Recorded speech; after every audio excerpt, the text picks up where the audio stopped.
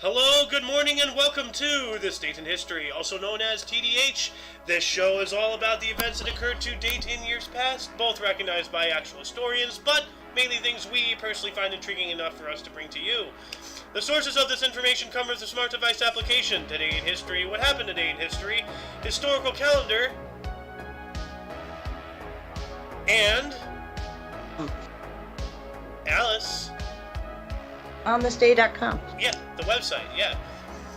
For links to those sources, the music, and anything else potentially interesting, check the underbar in the description below. Anyway, I am A.O. Xander, and today I am joined by the muted Alice.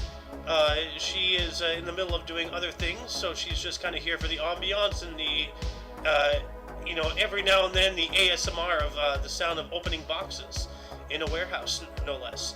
Anyway, today is... what is today? Woden's Day, also known as Wednesday, September 21st, 2022.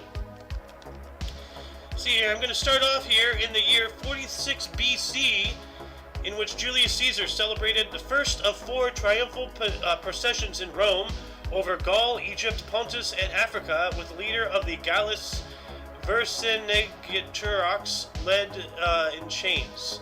Oh, leader of the Gauls, yeah. Alright. Who is Pontus, though? That's new to me. Pontus, region. What is that? Oh, okay, it's the, okay, North Africa. Alright. That makes sense. Moving on up into 1192, English King Richard I the Lion-Hearted, captured by Leopold V, Duke of Austria. Yeah, that's right, he captured him. This, yeah. And I think he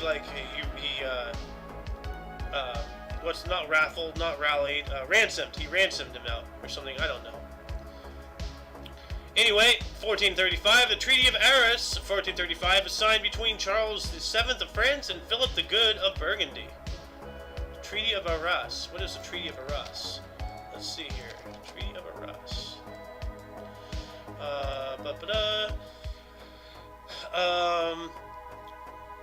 Let's see, it's not telling me really what this is. In the course of the Burgundian Succession Crisis.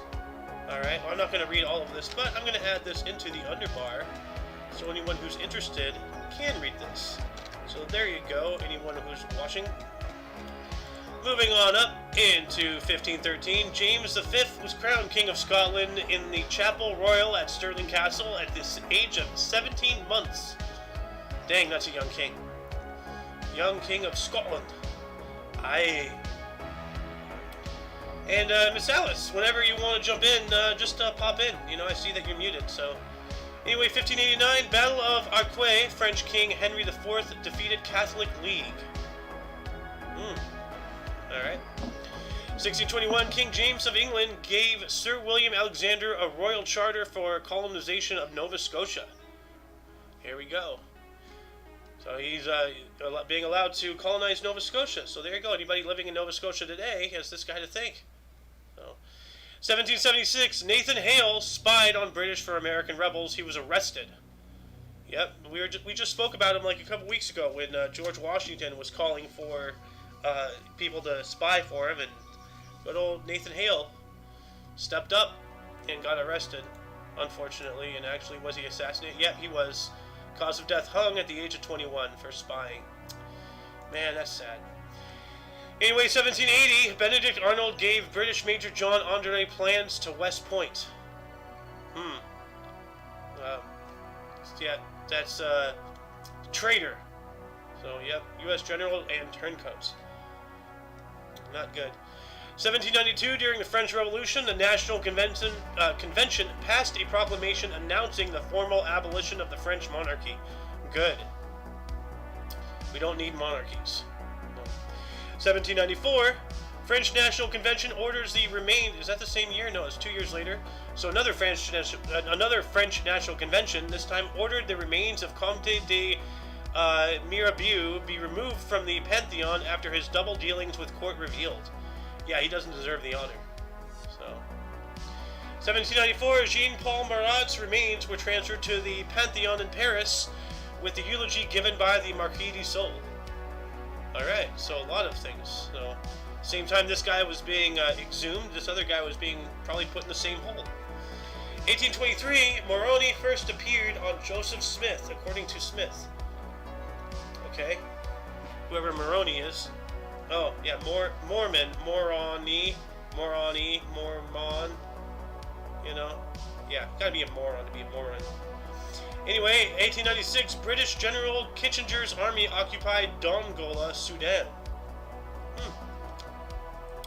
We have an election of interest in 1911. Canadian Prime Minister Wilfrid Laurier lost the election to Robert Brandon of the Conservative Party. Or Robert Borden, sorry. Of the Conservative Party. 1915, Cecil Chubb bought English prehistoric monument Stonehenge for £6,600. Pretty sure it weighs a lot more than that, but whatever. In 1922, U.S. President Warren G. Harding signed a joint resolution of approval to establish a Jewish homeland in Palestine. There you go. There you go. Palestine. Palestine. Right there, 1922. It was Palestine first, and then they went in and took their land without their acceptance, and then Israel has been going in and taking over the rest ever since. So, Israel needs to fuck off. It's Palestine. 1936, Spanish fascist junta named Francisco Franco to Generalissimo and Supreme Commander. Yep. Oh, jeez. Oh, hey, welcome back. Yeah, sorry. Like, you know what's really funny is I yelled on this day, and there were people in the store. Oh, So I was like, were they like, what was that about? Yeah, they did ask me. I was like, oh, I was doing recording for my friend. He asked me to do on this day. We actually should have it. So, like, if I'm not here, you can just use my voice right there to pop in and interject. So I should just you get can just have interject buttons. I should like have a soundboard. One of them is just like you on this day, you know, yeah, or like, dude, I should make an all Alice soundboard. Like, oh, shit snacks or blam, you know. Or blam should be one blam. Like where like something like when I'm not here, blam, heyo. Yeah. Oh my god. Oh my god, Alice, I gotta start working on a soundboard, seriously. Yes, like, we do. Just have sound bites of Alice. And sound bites of Alice, Xander, Scott, Sohan. Just, a little Sohan, Just have Muffins go, muffins! Muffins just like, what? Or like, oh, I don't know how to pronounce that word. Or Can I take this one right here? Go for it. We have a historic publication today. We have J.R.R. Tolkien's The Hobbit is published by George Allen and the Unwin in London. Nice. Unwin, yeah. Ah, we got The Hobbit. Oh. Going from The Hobbit to the Nobbit, I don't know. We have in 1938, we have British politician Winston Churchill condemns Germany's Adolf Hitler's annexation of Czechoslovakia. Yep. Oh, hi-oh! Oh, hi-oh! It's funny, there's a mirror behind me, and like you can see my hand in it. Hello! You want to take this third one here? What? 1939? We have a meeting of interest in 1939. We had Reinhard Heydrich meets in Berlin to discuss final solution of Jews. Jeez. Hey. Hi-oh, no! Yeah, I don't like that. No, I don't like... That sounds nicht so gut. Not so good. German for not so... Nicht so gut is German for not so good. Ah. Nicht is not. 3 years later, 1942, 116 hostages were executed by the Nazis in Paris. So... Oh, good God. That sucks. 1943, Arundel and the Solomon Island, or one of the Solomon Islands, in U.S. hands. I guess that's during the war. We conquered it from the Japanese. I'm not sure. Solomon Islands? Yeah. Well, We got the World War II era, so. Well, I mean, no. This is from 1940. This was 1943. It just says Arundel, Solomon Island in U.S. hands. So so they must have taken it over, yeah. Yeah. Then we have in 1944, Operation Market Garden. The last British paratroopers at Arnhem Bridge surrendered after several days of fighting. Oh, Yep. damn. Operation Market Garden was a horrible, horrible, mistake. And Montgomery, the British, whatever his face is, Montgomery, whatever his rank is, he was a fucking retard. So, yeah. Anyway, 1948, Milton Berle became the permanent host on NBC's TV show Texaco Star Theater. Texaco? Like the gas station Texaco? I believe so. Maybe it's Nice. Sponsored by them, yeah. We'd like to treat you to Texaco.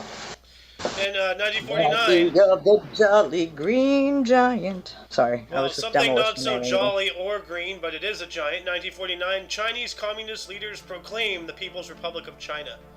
So, Oh, damn.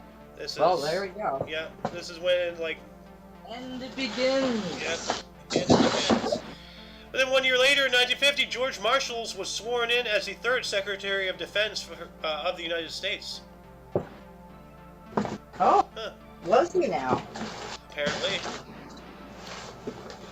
Defense Secretary, you say? Yep. Mm. 1955, in his last fight, undefeated world heavyweight boxing champion Rocky Marciano knocks out light heavyweight Archie Moore in the 9th round at Yankee Stadium in New York City. We gotta rock, yo, Adrian! Sorry. You didn't do it right. You got Adrian! You know that Sylvester Stallone has Bell's palsy? Oh, I'm sorry. I don't mean to make fun of his disability. That does make sense for why his face and he talks the way he does. But also where he's from too. But I thought you just took one too many punches to the head. no, actually, I believe he has Bell's palsy. Oh, that sucks. He had it for a long time. One of his earlier films he did was the movie Death Race 2000 with David Carradine. He was Joey the Turbo. Huh. And then they later remade the movie Death Race with Jason Statham. Nothing to do, really. Kind of only thing with because they're racing is about all they got in common. Well, speaking of racing and whatnot, as far as moving, I don't know. 1955, last Allied occupying troops left Austria. Shit. Yeah. So Wow. Finally, 5 years after the end of the war, finally departed. So. Well, there you go. 1956, the New York Yankees set dubious MLB record, stranding 20 on base. Mickey Mantle hit a 500-foot-plus home run, but rival Boston Red Sox won at 13-9 at Fenway Park. That's Mickey Mantle. Mickey That's Mantle. a name I remember. Yeah. We got a television premiere here in 1957. We got Perry Mason TV series based on the character by the author Erie Stanley Gardner.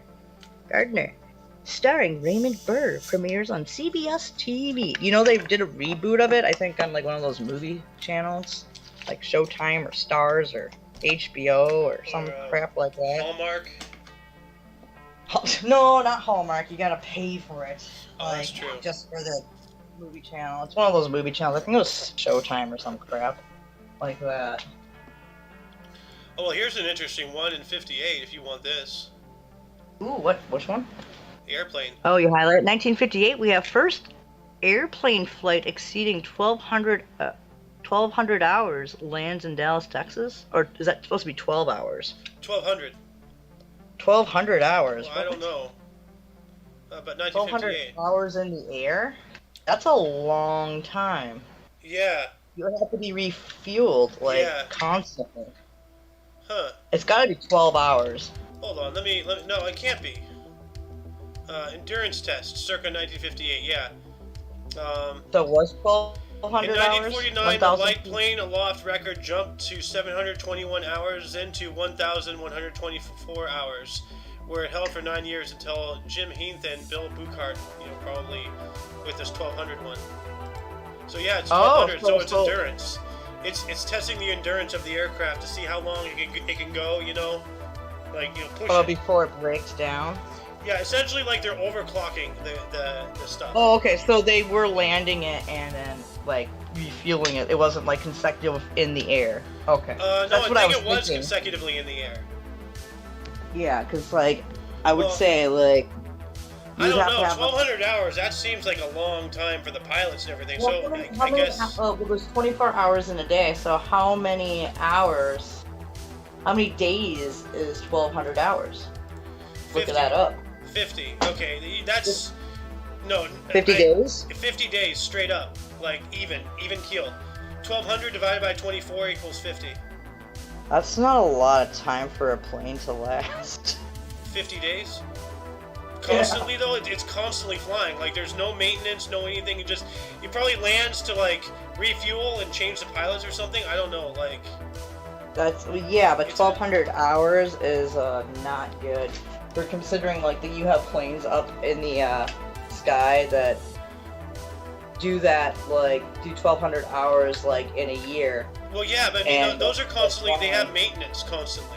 You know, this is Well, just I suppose what year was this too? 1958. Yeah.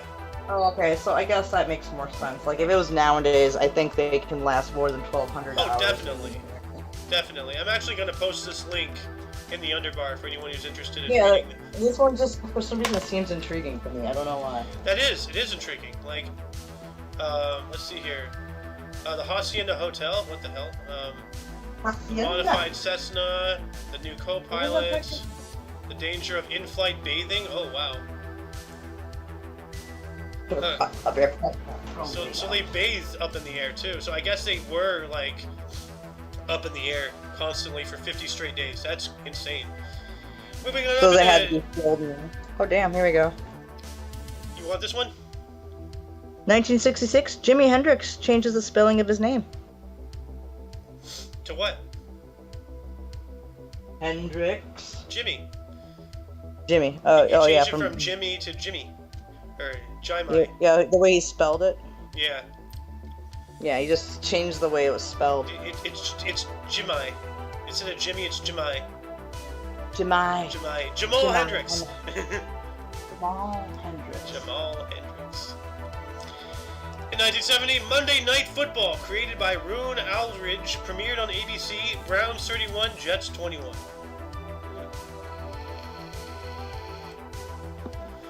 In 1972, Philippine President Ferdinand Marcos declared martial law in the Philippines. It was not publicly announced until the 23rd of September. So for 2 days, the country was under unknown martial law. That's pretty crazy. That sounds...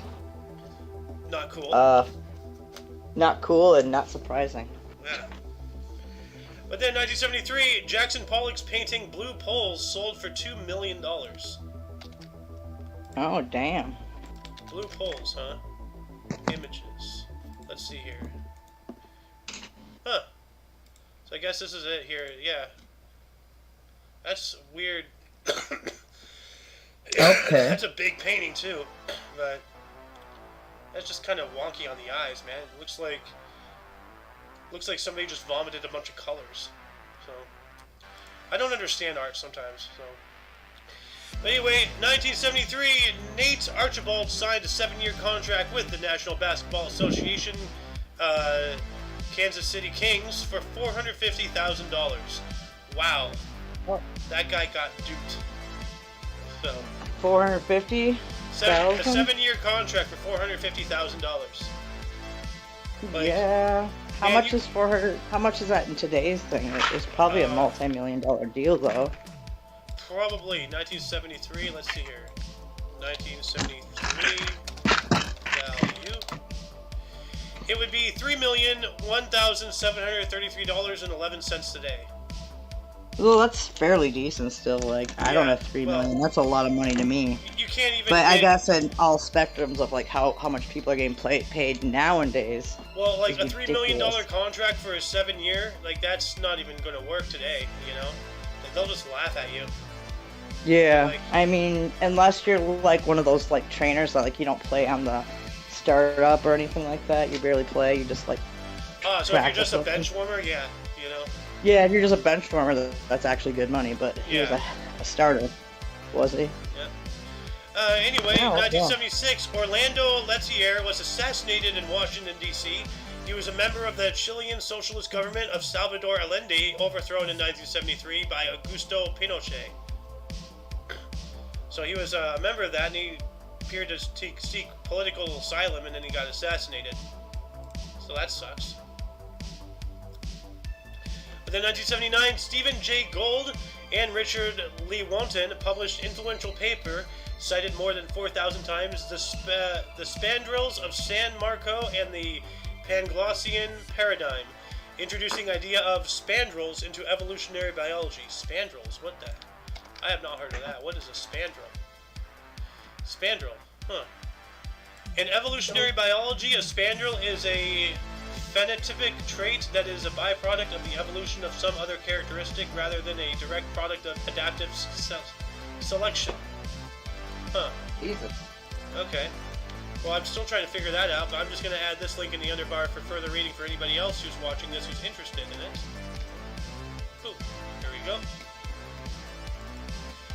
Moving on up into 1981, Major League Baseball Philadelphia Phillies left-hander Steve Carlton struck out NL record 3,118th. It was Andre Dawson. Wow. Oh, damn. This guy with the blurred out spiral, why does he always have a blurred out spiral? Like, he's the only guy. Like, I don't understand. Who knows? I don't.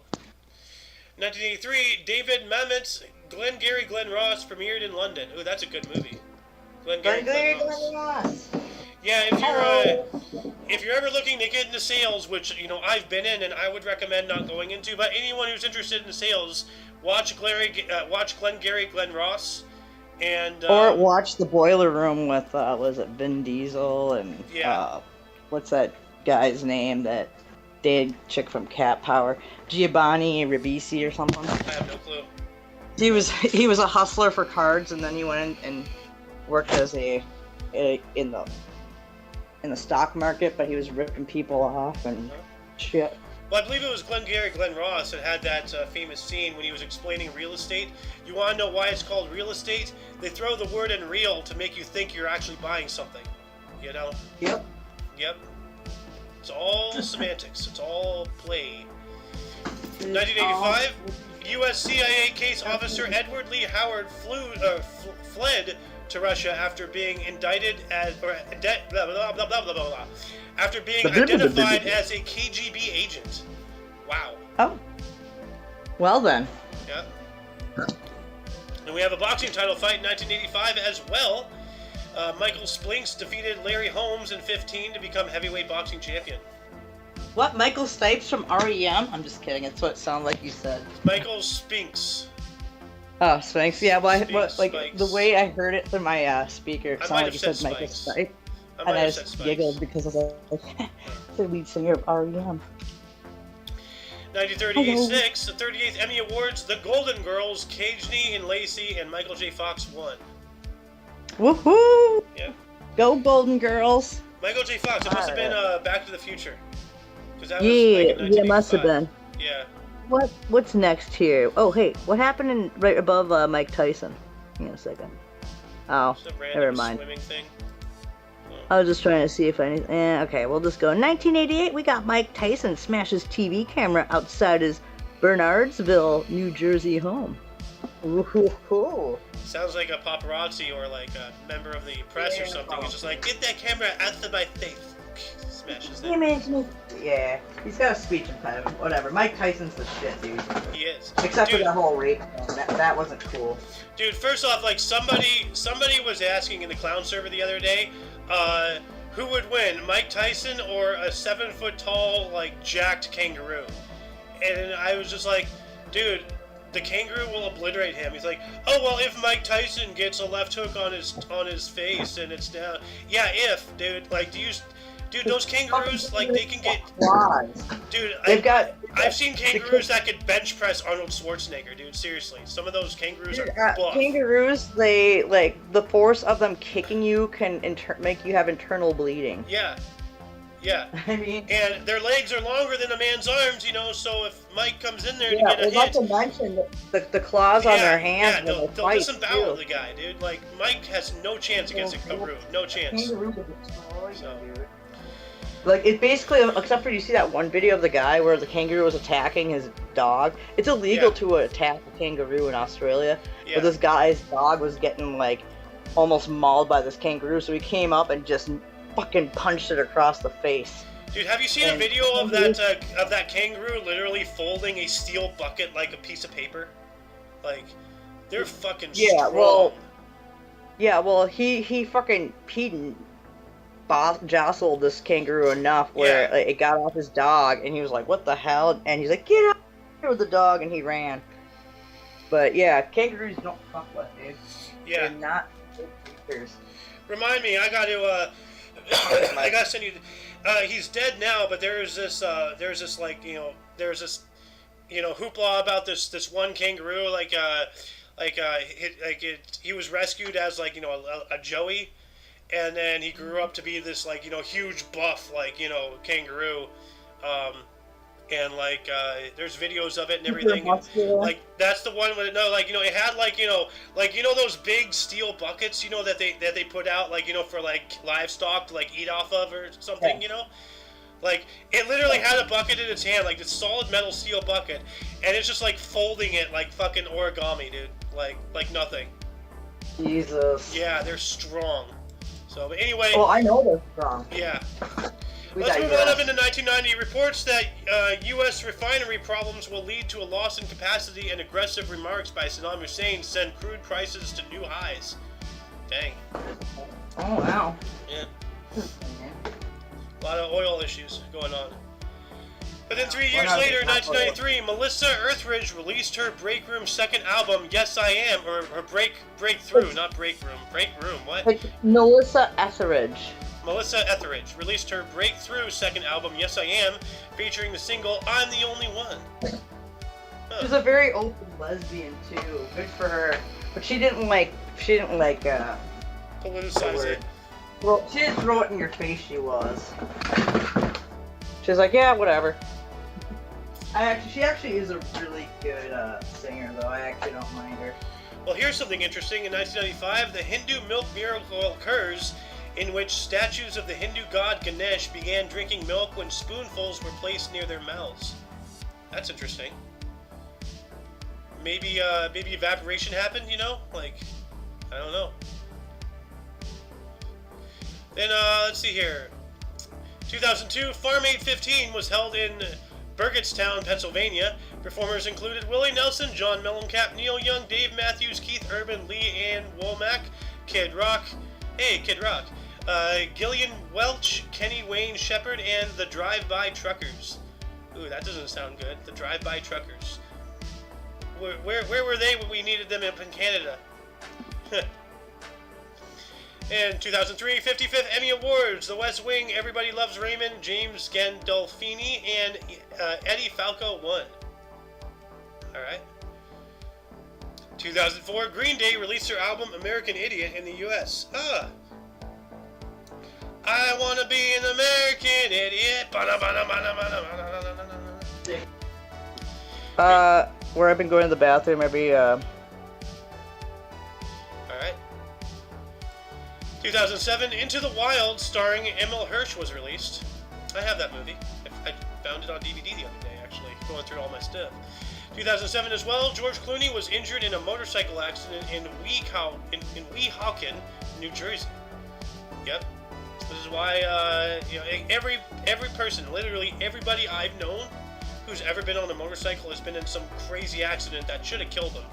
So, because it doesn't matter, if you can be the best motorcycle in all of the history of God, all it takes is one idiot behind the wheel of a car and you're dead, Motorcycles, not even once. 2008, 60th Emmy Awards, Mad Men, 30 Rock, Bryan Cranston, and Glenn Close won. Bryan Cranston must have been Breaking Bad there. 2008 as well, President Thabo Mbeki of South Africa resigned from office effective September 25th, so 4 days from now. Yeah. 2013, another Farm Aid, this time held in Saratoga Springs in New York. Performers included Willie Nelson, John Mellencamp, Neil Young, Dave Matthews, Pete Seeger, Amos Lee, Jack Johnson, Casey Musgraves, Toad the Wet Sprocket, Carlene Carter, Peggy Young and the Survivors, and Insects vs. Robots. Robots. It's a coupon! 2015, 67th Emmy Awards, hosted by Andy Samberg. Game of Thrones, Viola Davis, John Hamm won. Hey, Peter Dinklage. He's an angry elf. 2016, Facebook CEO Mark Zuckernazi and his wife Priscilla Chan pledged $3 billion to medical research to cure, prevent, or manage all diseases by the end of the century. End quote. Oh, hey, what a coincidence. What happened 4 years after that? I think there's an involvement. Brainless jellyfish that sleeps. What? 2017, discovery of the first brainless animal that sleeps, the jellyfish Cassiope, research published in Current Biology by Caltech scientists. Huh. Well then. That explains a lot of Californians right there. 2020, World Health Organization Director Tedros Ghebreyesus said countries representing 2/3 of the world's population have joined its COVAX vaccine distribution initiative to deliver 2 billion doses by the end of 2021. Yeah. Medical tyranny right there. In 2021 as well, world leaders addressed climate change at the UN. Joe Brandon pledged to double financial aid to developing countries. President Xi Jinping said China will stop coal-fired projects abroad. Yeah, bullshit. So, anyway, before we move on to the burst of deaths, were there any articles that grabbed your attention more than most? Anything that you want to elaborate on? Any questions you have? Any answers? Anything you want to talk about? Start a dialogue in the comments section. Anyway, moving on in the burst, starting in the year 1051, we have Bertha of Savoy, was a German queen and Holy Roman Empire empress, dying in 1087. 1807. No, I'm switching. I'm getting number dyslexia now. Then we have Francis Hopkinson, was born on this date in 1737. He was an American author and composer. He designed the first American flag. Born in Philadelphia, British America, dying in 1791. Yep. So 1737. Yep. All right. Moving on up into 1866, we have H.G. Wells, was born on this date. He was an English sci-fi author, War of the Worlds, and Kips, born in Bromley, Kent, dying in 1946. Dang. And let's see here, we have Howie Morenz, born in 1902. He was a Canadian Hockey Hall of Fame center for the Montreal Canadiens, three-time Stanley Cup winner, born in Mitchell, Ontario, Canada, dying in 1937. 1909, we have Kwame Nkrumah, first Prime Minister of Ghana from 57 to 60, and the first President of Ghana from 60 to 66. Born in Nkrumah, Gold Coast in Ghana, dying in 1972. So not only was he the first PM, but then he became the first president, so that's pretty cool. We have Larry Hagman in 1931. He was a U.S. actor, I Dream of Jeannie, and J.R. Dallas. Born in Fort Worth, Texas, dying in 2012. Just 10 years ago, huh? I like that show, I Dream of Jeannie.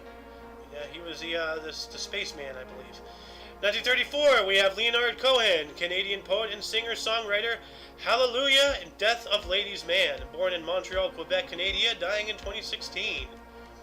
Who else was born on this date? Stephen King! Oh, wow, happy birthday. Stephen King, born on this date in 1947.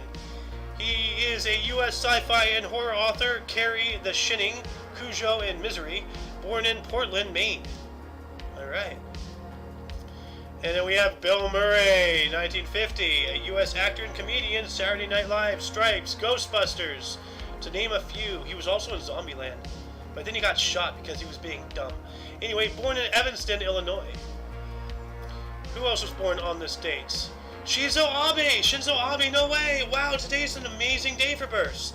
Born on this date in 1954, he was a Prime Minister of Japan from 2006 through 7, and from 2012 through 20.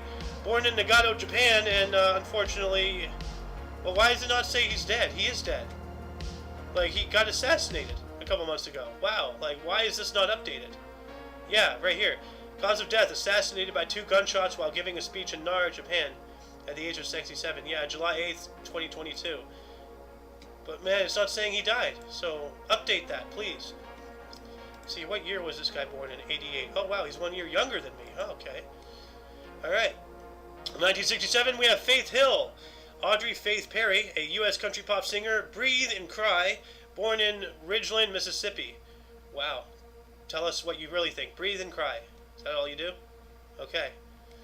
We have Samantha Power, 1970, Irish U.S. author and diplomat, U.S. ambassador to the UN, born in Dublin, Ireland. All right. 1979, we have Chris Gayle, Jamaican West Indies cricketer, 1999 to present. He's the fastest century maker in history, born in Kingston, Jamaica. Cricket, as my dad would say. 1983, we have Joseph Mazzello, a U.S. author, actor, Jurassic Park in the Pacific, born in Rhinebeck, New York. Jurassic Park. Who is he in Jurassic Park? Joseph Mazzello, Jurassic Park. Let me see here.